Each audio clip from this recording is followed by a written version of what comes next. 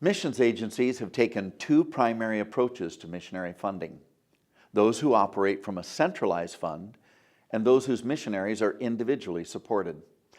Consistently, the proven method for keeping missionaries on the field has been the support system we have had for 98 years.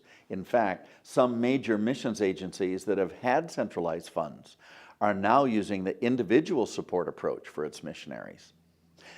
But this method is facing new challenges. Over the last 10 years, missionaries' monthly budgets have increased from $5,200 to almost $6,900. In contrast, the average missions pledge to missionaries has increased at a much slower rate. This means that missionaries must visit far more churches to raise their support. At the same time, there are fewer services available for itinerating missionaries. With rising costs of living overseas and the weakening dollar, our missionaries face incredible challenges.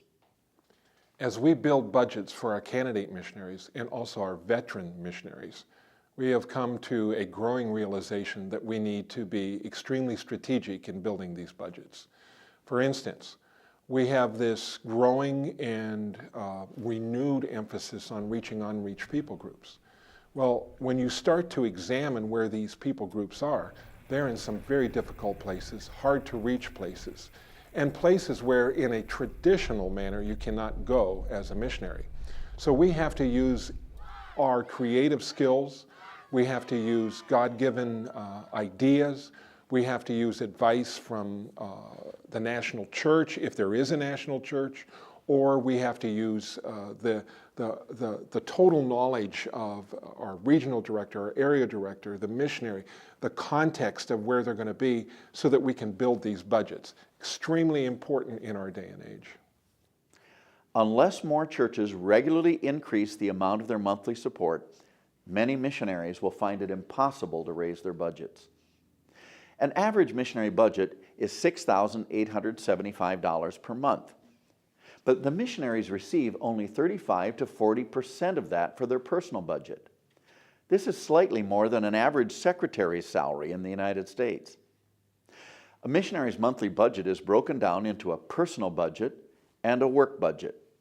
Each of these includes monthly commitments or pledges and a cash disbursement. In their personal budget, funds from monthly commitments are used for housing, medical funding, Social Security, pension fund, property insurance, and foreign taxes. In their work budget, they must raise monthly commitments to cover a variety of needs: ministry and office expenses, telephone and internet, Bible school, regional ministries, travel, airfare on the field and the return to the U.S., auto expenses, children's schooling, inflation for 3 years, and administrative costs for AG World Missions. Cash in their work budget is used for airfares to the field, visas, language school, freight and duty, work equipment, and work projects and buildings.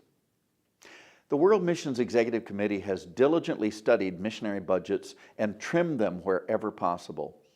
Some missionaries are even choosing to reduce their retirement benefits and other personal allowances.